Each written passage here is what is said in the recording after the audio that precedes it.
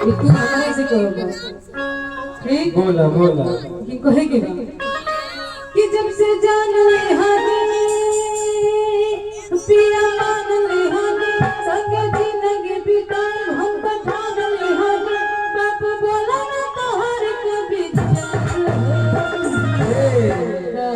हमार सुनो सुनाओ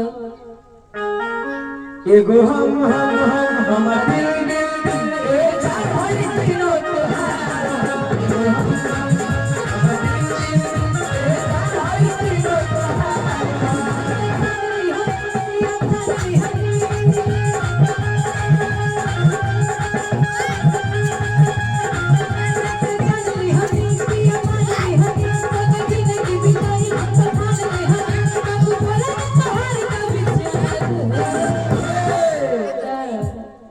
एगो हम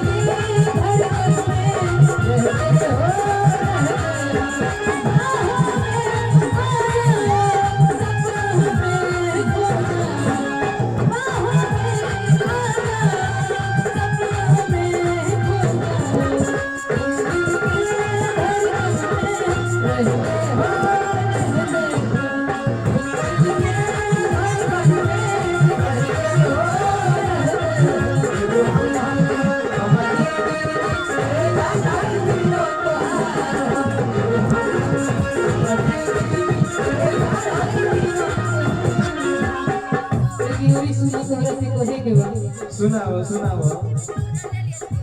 इस जनवा खुश कइले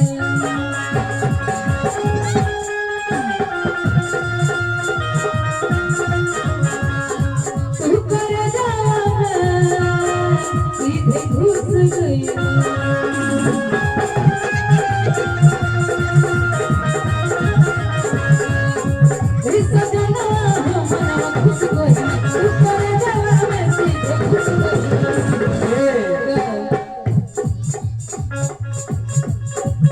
मिठाई बटवा दी यही लगन में बजवा दी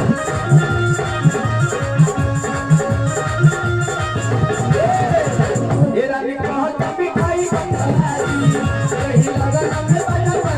दी चाहे दे कर तोहरा धिकार एगो हम